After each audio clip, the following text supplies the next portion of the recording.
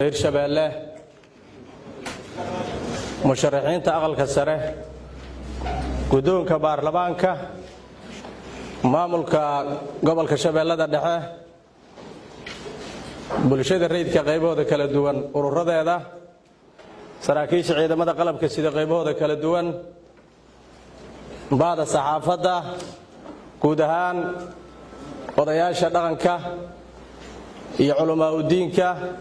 iyo guud ahaan inta xafladan ku sugan waxaan ku salaamaa salaamta salaamka assalaamu calaykum waraxmatullaahi wabarakaatuh bacda salaam maanta waxaa farxad ii ah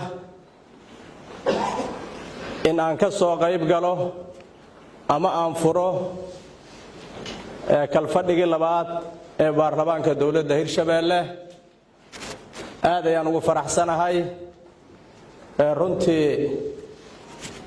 waa guul allaana uga mahadhaynaa annagoo nabada inaan kalfadhigii labaad isugu nimaado maanta furitaankiisa mudanayaal iyo marwooyin sidaad og tihiinba dowladda hirshabeelle waxay dhisan tahay muddo kooban muddadaasna culayska ugu badan iyo xoogga ugu badan ee wakhtigayni intiisa badan qaata wuxuu ahaay arrimikii doorashooyinka dalka annagoo doorasho ka soo baxnay ayaa doorashadii guud ee dalka aan mashquul badan iyo wakhti badan kala kulannay runtii wax badan aan noo qabsoomi lahayd muddadaa 9 bilood ah laakiin bini aadanku haddii uu madaxa ka xanuunsado meel u feeyo ma lehe dalka Soomaaliya haddii dowladda federaalka aheeday isjiijiid iyo xaalado doorasho ay ku jirto annaga wax noo qabsoomi kara ma jirine si dalka uu deganaasho iyo doorasho nabada loo helo wakhtigayna ugu badnay waxaan isugu geynay si dalka doorasho uu geli lahaay federaalkana xooga saarna waxaa ugu dambeeyay shirkii wada tashiga goobo badan aan ka qayb galnay ama dhuusamareeb ha noqoto ama muqdisho intaa soo mar kii ugu dambeeyay hadda lagu soo saarayay habraaca doorashooyinka alxamdulillah ilaahay mahaddaas iska leh hadda Soomaaliya doorashay u jihaysatay waxaana muuqatay ididiila aad u wanaagsan muuqato isteedii badan waxaad ogtihiin inay qabteen doorashadii aqalka sare annaguna haddii ilaahay raalli ka noqdo diyaaraan u nahay hortiinay fadhiyaan murashaxiintii aqalka sare wixii dhammaana waa soo gaaraan haddii ilaahay raalli ka noqdo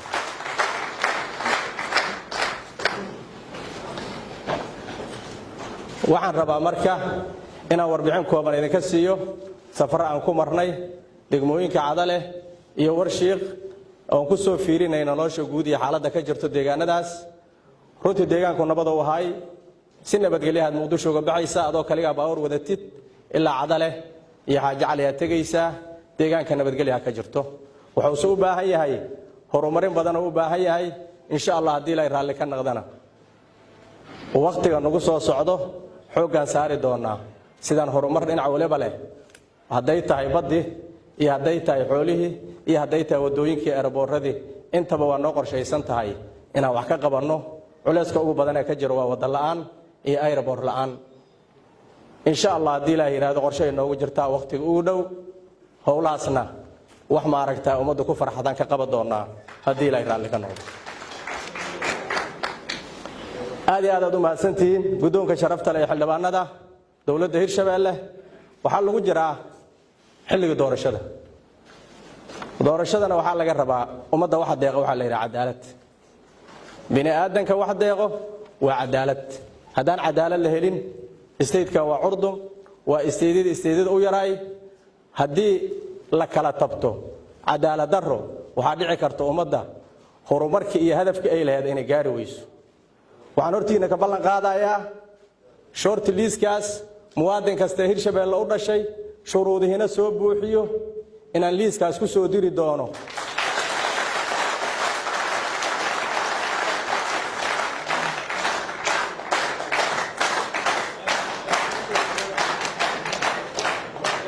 oo aan dhihi doonin hebel aan jecel ahaan liiskaan u xirayaa hebel aan neceb ahaan liiska ka reebaa ma jiri doontee qof waliba muwaadin ah xaq u leh xuquuqdiisa u helayaa liiskaasaana lagu soo diraa si ma aragtaya xurnimo iyo xalaalnimo ayuuna ku tartami doonaa haddii ilaahay raalli ka noqdo.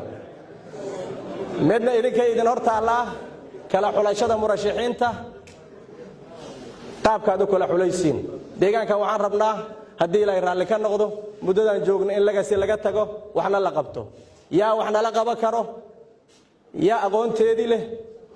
yaa ma aragtaya waayo aragnimadeedii leh, yaa dadnimadeedii leh inaad tiraahinoo dadka aqoontooda iyo ma aragtaya dadnimadooda iyo waayo aragnimadooda inaad ku dooratiin kala xulashada idinkaa iskale haddii ilaahay raalli ka noqdo. waana rajaynayaa muwaadin kastee ku soo baxo murashaxiintan inuu nagala shaqay doono horumarka Hirshabeelle hadday nabadgelyo tahay iyo hadday horumarka tahay inuu nagala shaqay doono naga doonyana sanatar noo dhaga nugul oo xaalad kasteen ku sugannahay naga warqabo inuu naga doonana waa rajaynaa ilaahay hadduu raalli ka noqdo. waxaan rabaa inaan u mahad celiyo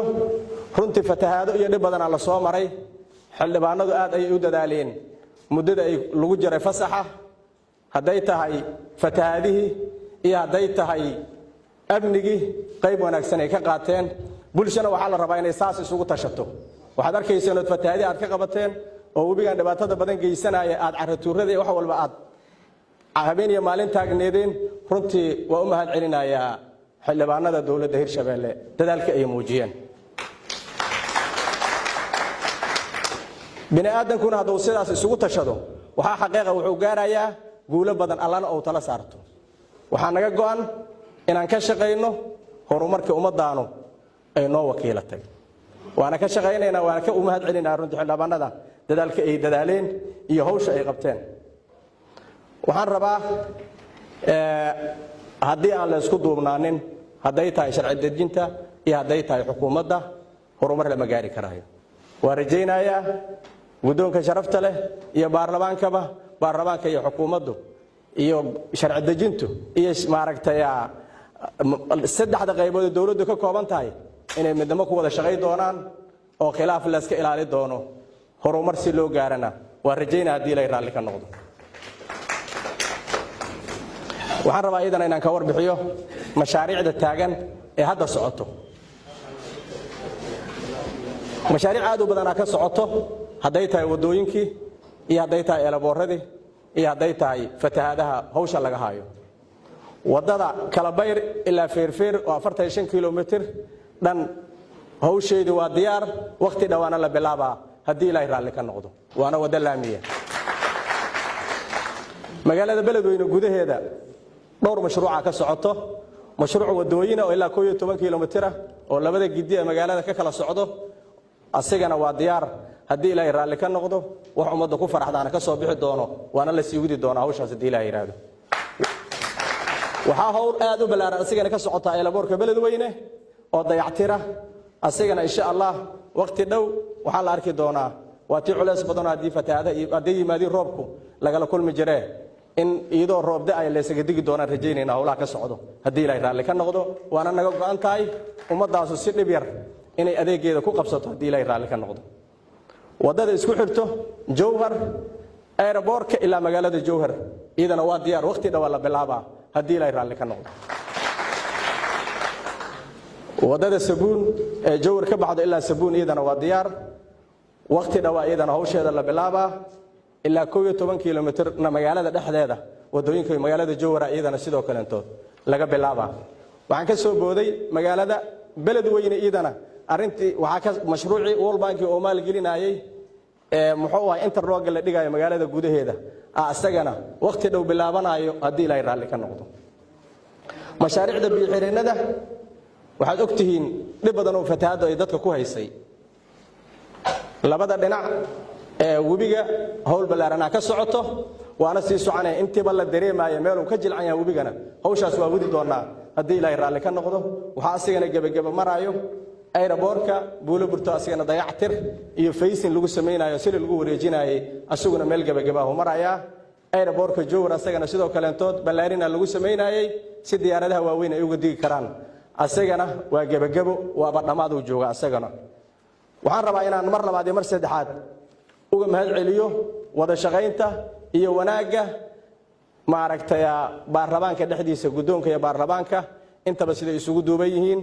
runtii waa uga mahad celinayaa bulshaweynta Hirshabeellana waxaan leeyahay kalfadhigiisa insha Allah horumar iyo guul aan u rajaynayaa balantaynu waa in la wada shaqeeyo in maaragtay taladaynu midaasnaato ummadana wax deeqo waa cadaalad iyo amni labadaba inaan ka shaqeyno iyo horumarkeeda aad iyo aad ku mahadsantihiin kalfadhigi labaad ee baarlamaankana sidaas ayuu noogu furan yahay guuleysta. Assalaamu calaykum wa rahmatullaahi wa barakaatuh.